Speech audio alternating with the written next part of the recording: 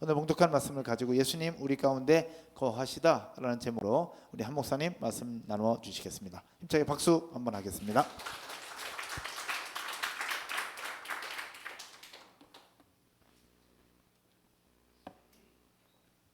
우리 옆 사람과 같이 한번 인사할까요? 예수님 우리 가운데 거하시다. 같이 한번 인사하겠습니다.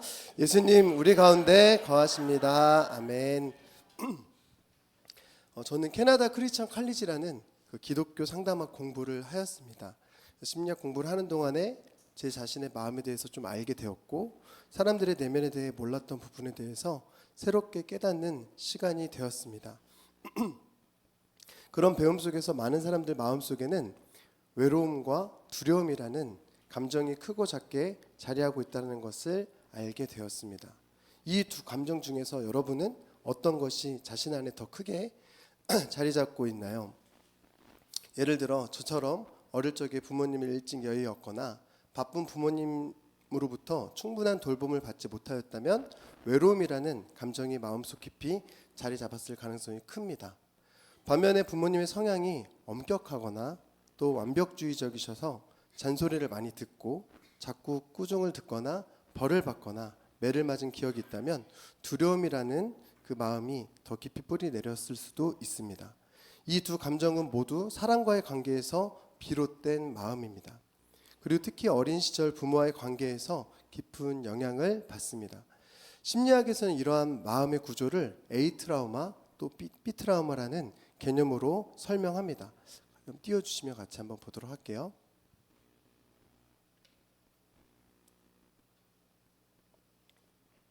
A 트라우마는 앱센스라고 해가지고 사랑과 보호의 결핍입니다. 이런 사람들의 특징은 애정 결핍으로 인해서 늘 사람 곁에 있으려라는 경향이 있습니다. 누군가 자신을 소외하거나 거리를 두면 상처를 받습니다.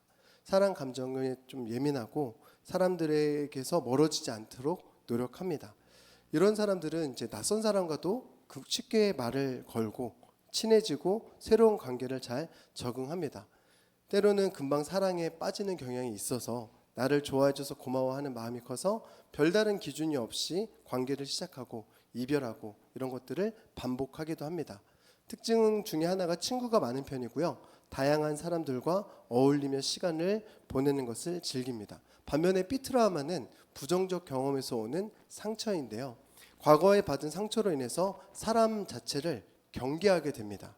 새로운 사람에게 쉽게 마음을 열지 않고 신뢰를 형성하는데 시간이 많이 필요합니다.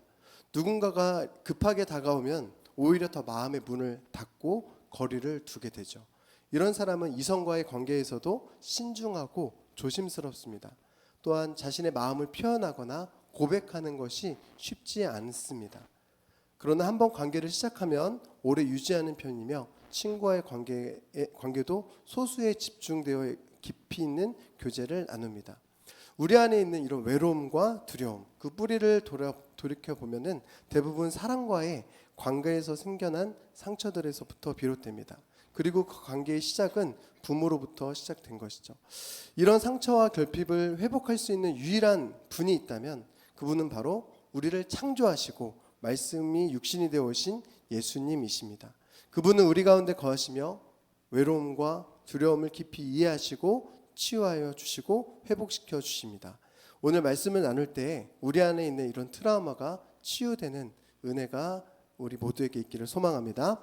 오늘 본문 배경은 요한복음인데요. 요한복음은 다른 복음서와는 달리 예수님의 신성을 강조하며 시작됩니다. 요한복음 1장 1절의 말씀을 함께 읽겠습니다. 태초에 말씀이 계시니라. 이 말씀이 하나님과 함께 계셨으니 이 말씀은 곧 하나님이시니라. 말씀이 하나님이심을 드러냅니다. 오늘 또 함께 읽은 1장 14절의 말씀은 그 하나님께서 육신을 입고 이 땅에 오셨다라는 기독교 복음의 핵심을 선포합니다. 오늘 본문의 말씀도 한 번 더 읽도록 하겠습니다. 1장 14절 말씀 읽겠습니다. 말씀이 육신이 되어 우리 가운데 거하심에 우리가 그의 영광을 보니 아버지 독생자의 영광이요 은혜와 진리가 충만하더라. 아멘. 오늘 24절의 말씀을 같이 한번 자세히 살펴보자면 말씀이 육신이 되어라는 이것은 무한하시고 영원하신 하나님께서 유한한 시간과 공간 속으로 들어오셨다라는 것을 뜻합니다. 이것은 창조주이신 하나님께서 피조물과 같은 사람이 되었다라는 것입니다. 두 번째로 우리 가운데 거하심에라는 것은 단순히 일시적인 방문이 아니라 우리와 함께 살아가심을 의미합니다. 거하다라는 단어는 헬라어로 스케노노라는 단어로 장막을 치다라는 것입니다. 우리 안에 오셔서 장막을 치시고 거하시는 거죠. 구약 성경에 보면은 옛날 성막 가운데 하나님의 임재가 있었잖아요. 그래서 하나님의 임재를 눈으로 볼 수 있었거든요. 그런데 신약에서는 이제는 하나님의 임재를 어떻게 보냐? 예수님을 통해서 하나님을 우리가 볼 수 있게 된 것이죠. 그의 영광을 보니라는 것은 모세조차도 완전히 볼 수 없었던 하나님의 영광이 예수님을 통해 드러난 것을 의미합니다. 예수님께서 이 땅에 오시기 전에는요, 하나님의 거룩함과 영광을 우리가 직접 볼 수가 없었어요. 1년에 한 번 대제사장만 갔는데 그것도 하나님의 영광을 온전히 본 것은 아니었습니다. 심지어 이사야 선지자는요, 환상 중에 하나님을 만나게 되었는데 만나고 나서 하는 말이 이런 말이었어요. 화로다, 나는 망하게 되었도다. 나는 입술이 부정한 사람이요, 자신이 부정하기 때문에 하나님을 만나서 나는 이제 죽게 되었다라고 얘기하고 있어요. 이처럼 우리는 하나님을 직접 볼 수 없었는데 하나님께서 인간의 몸으로, 예수님께서 인간의 몸으로 육신을 입고 이 땅에 오셨기 때문에 우리는 예수님을, 하나님의 영광을 직접 볼 수 있는 은혜를 우리가 받게 된 것이죠. 또 한 가지 마지막으로 은혜와 진리가 충만하더라라는 것은요, 예수님의 성품을 우리가 볼 수 있습니다. 예수님의 은혜와 진리는요, 하나님의 사랑과 용서 그리고 거룩하심과 공의가 조화롭게 충만하게 되신 분이라는 것을 우리가 알 수 있습니다. 오늘 본문 말씀을 통하여서 은혜를 함께 나누길 소망합니다. 첫 번째로 말씀이 육신이 되어 오시다입니다. 말씀 되신 예수님께서 왜 육신을 입고 이 땅 가운데 오셨을까요? 그 이유가 바로 예수님의 이름에 나타나 있습니다. 지난주 우리는 담임 목사님을 통하여서 주 이름의 큰 능력이라는 설교 제목으로 말씀을 들었습니다. 기억나시는 분이 있을 텐데요. 우리는 설교 말씀을 통하여서 예수님의 이름이 몇 개예요? 아까 저기 9시 반에 2부 예배 때 4개요 이렇게 하신 분이 있어 깜짝 놀랐는데 제가 잘못 들은 거겠죠? 4개가 아니라 예수님의 이름 몇 개예요? 2개입니다. 2개. 첫 번째 이름 뭐예요? 바로 예수. 예수님의 이름의 뜻 마태복음 1장 21절에 나와 있는데요. 같이 한번 읽도록 하겠습니다. 아들을 낳으리니 이름을 예수라 하라. 이는 그가 자기 백성을 그들의 죄에서 구원할 자이심이라 하니라. 아멘. 예수님께서 육신을 입고 이 땅에 오신 것은 자기 백성을 저희의 죄에서 뭐할 자? 구원할 자. 구원하시기 위해서 이 땅에 오신 거예요. 예수님이 육신을 입고 이 땅에 오신 이유 첫 번째가 바로 죄인을 구원하시기 위해서 오셨다라는 것입니다. 그런데 죄인을 구원하시려면요, 반드시 육신을 입고 오셨어야 돼요. 그 이유가 히브리서 9장 22절에 나와 있습니다. 함께 읽겠습니다. 율법을 따라 거의 물건이 피로써 정결하게 되나니 피 흘림이 없은즉 죄사함이 없느니라. 사함이 없다. 성경은 죄에 대한 대가로 피 흘림이 없이는 사함이 없다라고 말씀합니다. 피를 흘려야지만이 죄사함을 받을 수 있다라는 것입니다. 피를 흘리기 위해서는 반드시 뭐가 있어야 돼요? 육신이 있어야 된다라는 거예요. 예수님께서 우리를 구원하시기 위해서, 죄인을 구원하기 위해서 두 가지 조건이 있는데요. 띄워주시기 감사하겠습니다. 두 가지 조건. 첫 번째 조건 같이 한번 읽어볼까요? 죄가 없는 의인만이 죄인의 죄를 대신 짊어질 수 있습니다.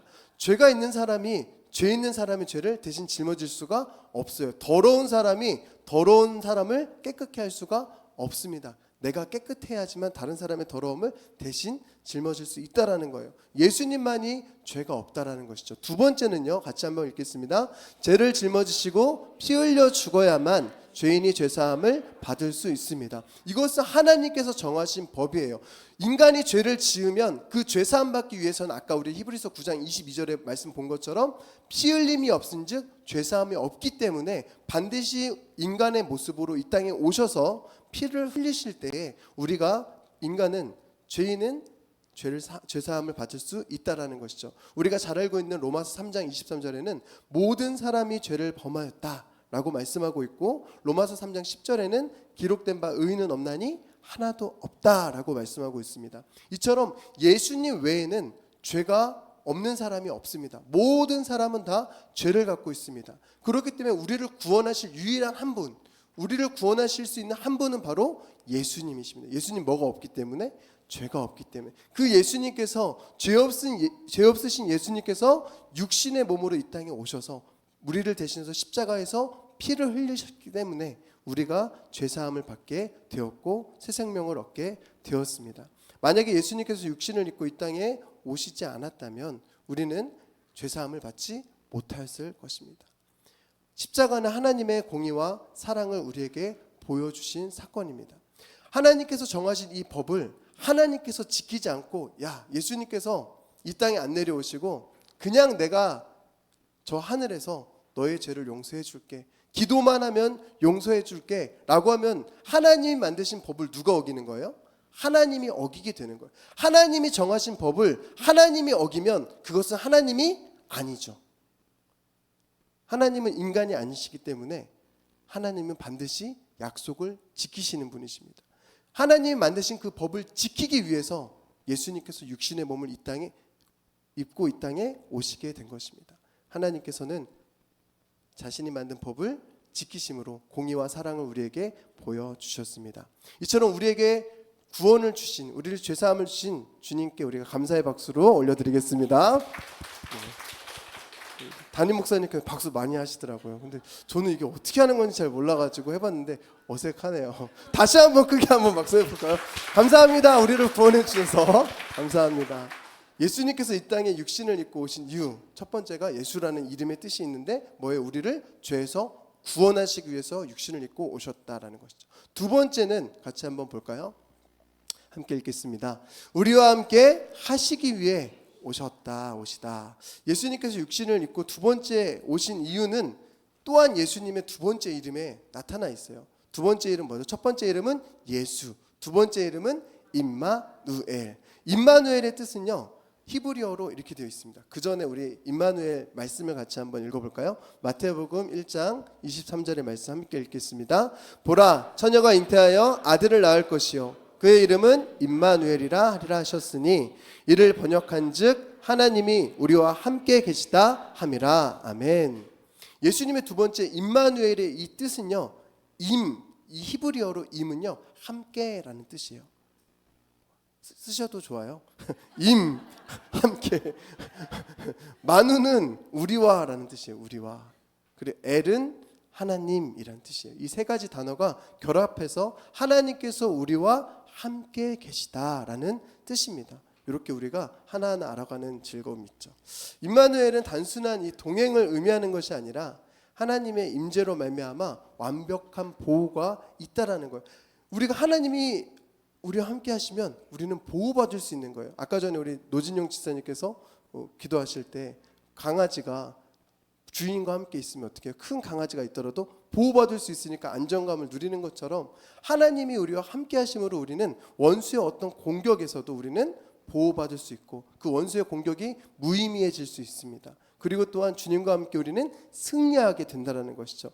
임마누엘의 은혜는 바로 그거예요. 그냥 하나님이 우리와 함께 하시다, 그래, 이게 아니라 진짜 하나님 우리와 함께 하심으로 내가 그래서 보호받고 있는 거예요. 내가 오늘도 이 자리에 걸어서 나올 수 있는 것은 어떠한 은혜예요? 임마누엘의 은혜입니다. 제가 얼마 전에 뉴스를 봤는데 어떤 10대 아이가 투신자살하려고 뛰어내렸는데, 제가 본 게 아니고 들은 거였군요. 착각했습니다. MG 리더 모임 때 나눴던 말씀이었는데, 누가 이렇게 10대가 이렇게 자살하려고 뛰어내렸는데 뛰어내리면서 그 아이가 밑에 있는 갓난 아이와 또 어떤 그 옆에 있는 부모 엄마랑 같이 깔고 뭉개고 추락한 거예요.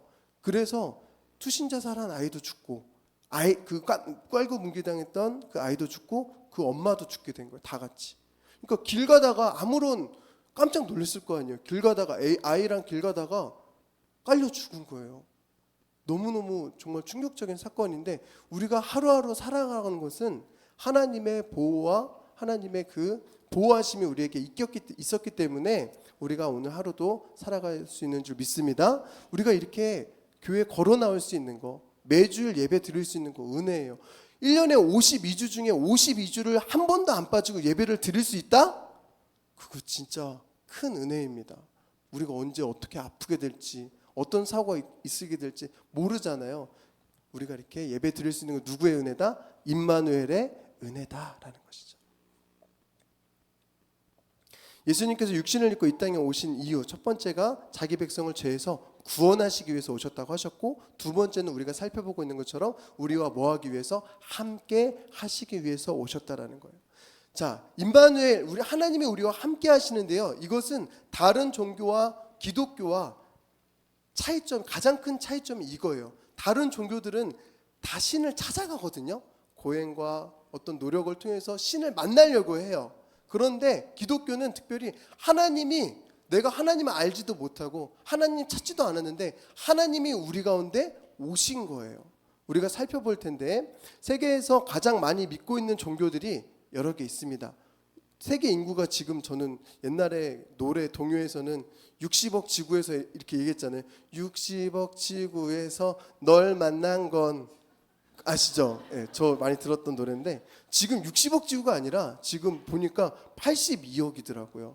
82억 중에서 세계에서 가장 많이 믿고 있는 종교들이, 종교 자체가 10,000개가 넘어가요. 10,000개가 넘어가는데 가장 많이 믿고 있는 것 첫 번째 중에 하나가 불교입니다. 불교는 약 5억 명이 믿고 있는데요. 인간 스스로 끊임없는 수행을 통해 욕망을 끊고 깨달음을 얻어 해탈에 이르는 종교예요. 자기의 노력으로. 두 번째 힌두교는 12억 명이 믿고 있다고 해요.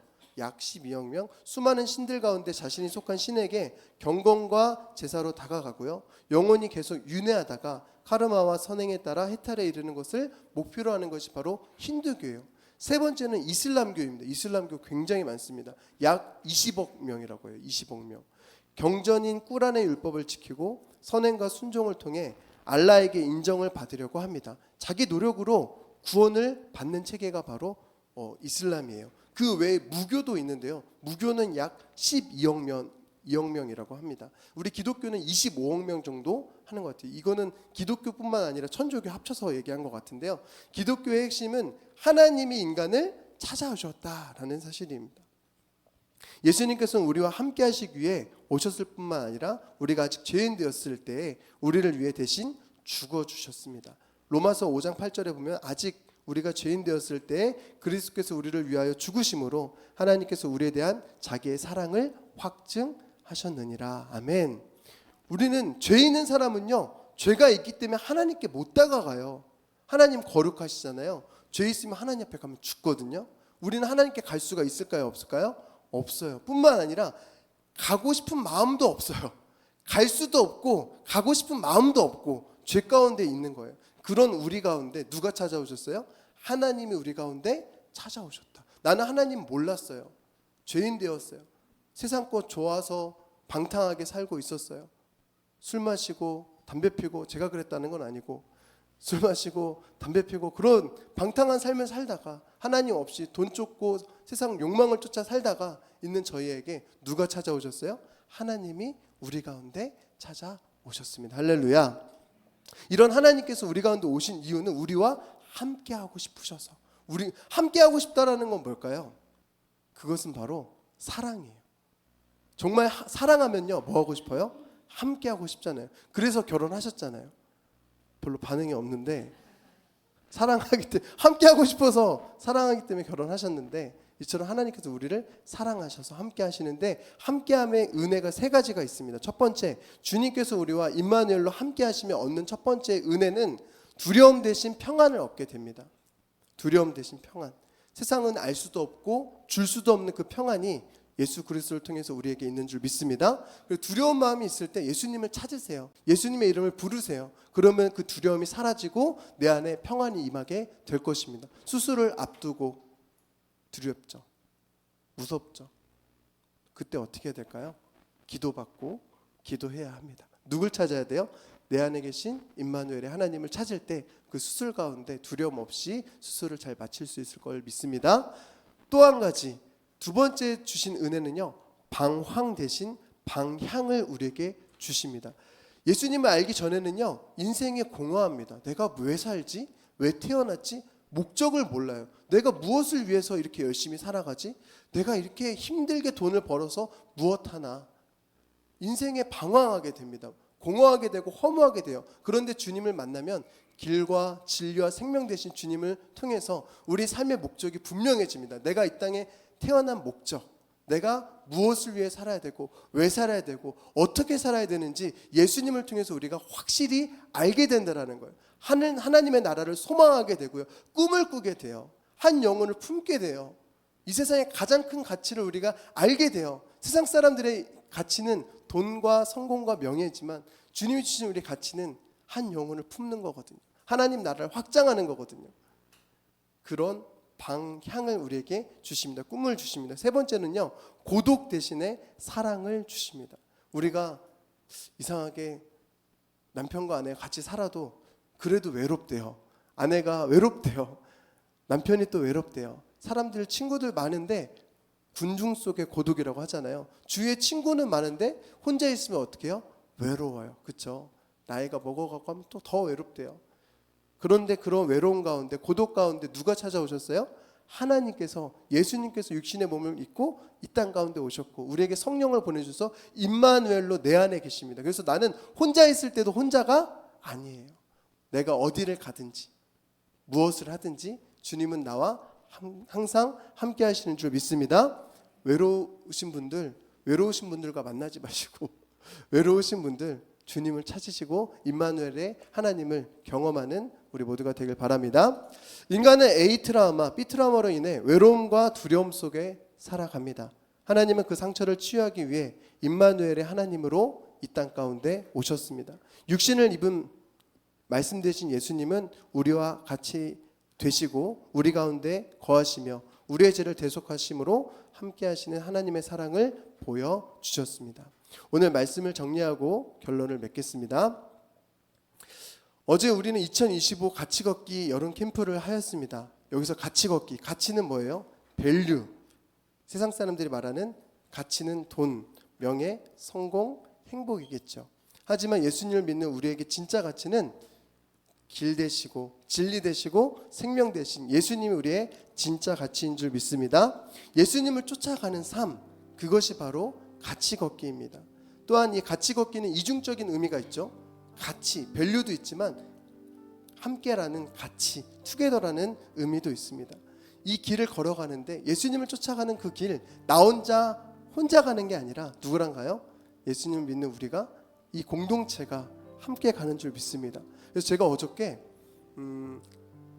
여기에서 이제 4시 반에 끝나고 5시 10분에 버스를 타러 가는데 제가 먼저 가가지고 8km 팀은 또 이렇게 했었어야 되거든요. 근데 제가 이제 카메라로 버스 타는 장면을 찍고 싶은 거예요. 이거 아무도 안 찍는 걸 신경 안 쓰시는 것 같아서 아니 버스 4대 비싸게 주고 빌렸는데 그래서 이 장면이 조금 남았으면 좋겠다 해서 그거 찍고 가냐고 늦게 갔어요. 그랬더니 8km 팀은 벌써 이제 출발했고 4km 팀 남았다고 4km 팀에 합류하라고 해서 4km 팀에 갔어요. 그리고 이제 사진을 찍고 갔는데 그 영천이 쌤이랑 같이 중간 지점을 찍고 다시 또 시아나래 휴게소에 갔다가 다시 아이들이 있는 곳으로 걸어갔는데 영천이 쌤이 무릎이 안 좋으셔서 계셨고 저 혼자 애들 맞이하러 이제 혼자 걸어가는 거예요. 10분, 20분, 30분 걸어가는데 혼자 걸어가는데 왜 이렇게 힘들어요? 와, 10분, 20분, 30분 걷는 것도 힘들더라고요. 평소 때 운동을 요즘에 잘 안 했더니 힘들더라고요. 근데 딱 이제 앞에 1조 조장 우리 담임 목사님께서 이제 깃발을 들고 막 오는데 이제 막 하이파이브 했어요. 그리고 그 팀과 1조부터 9조까지 함께 하는데 함께 걸어가니까 재밌어요. 지루하지 않고 힘들지가 않더라고요. 이게 진짜 중요한 것 같아요. 혼자 걸어가는 길은 힘들어요. 함께 걸어가는 길은 즐겁고 힘이 납니다. 힘들지 않아요. 공동체가 함께 걸어가니까 되게 좋더라고요. 어린아이부터 어른들까지. 그런데 제가 그때 되게 신기한 게 아까 목사님께서도 말씀하신 것처럼 차를 끌고 이제 휴게소에 가는데 그때 막 비가 내리기 시작해가지고 사모님께서 단톡방에다 아이들 우유 챙겨주세요 해서 막 우유 챙겨달라는 막 문자가 막 오는 거예요. 그래서 또 우유 입고 걸어야 되겠구나 이런 생각이었는데 박물관에 딱 도착하고 출발하려고 하니까 비가 그쳤어요. 진짜 신기하죠. 그리고 나서 이제 우리가 목적지에 딱 도착하니까 사모님이 원했던 것이 뭐였냐면 아름다운 노을을 보는 게 원했는데 비가 그래서 안 왔으면 좋겠다 했는데 비는 안 오지만 우중충해서 노을을 못 볼 것 같았는데 어저께 결국 노을을 봤어요. 도착 지점에 가니까 노을이 싹 있는데 너무 아름답더라고요. 진짜 우리 하나님 너무 최고인 것 같아요. 그리고 나서 이제 같이 매달 수여하고 찬양하고, 그리고 이제 마지막으로 단체 사진 찍기 전에 영천 집사님께서 드론을 띄워가지고 이제 같이 막 이렇게 손을 흔들었어요. 그리고 나서 이제 칼국수 집으로 이제 가는데 차를 딱 시동을 걸고 칼국수 집에 가는데 비가 막 오더라고요. 그래서 진짜 1분, 2분만 더 일찍 비가 왔으면 단체 사진 못 찍을 뻔했어요. 이 모든 게 이게 뭘로 표현할까요? 이거 누가 하신 거예요? 하나님이 하신 거라 저는 믿습니다. 우리가 기도했고 하나님께서 그 기도를 응답해 주셨습니다. 하나님께서 우리가 걸어갈 때 그 걸음 속에서 우리와 함께 걸어가셨음을 믿습니다. 우리는 어저께 같이 걷기를 통해서 임마누엘의 하나님을 경험했어요. 저는 경험했어요. 그런데 우리가 어저께 같이 걷기 했을 때만 뿐만이 아니라 우리가 인생을 살아감에 있어서 주님의 은혜가, 임마누엘의 은혜가 항상 우리 가운데 있는 줄 믿습니다. 하루하루 살아가면서 눈을 뜰 때부터 눈을 감는 그 순간까지 주님의 보호하심의 은혜, 물질이 없고 힘들 때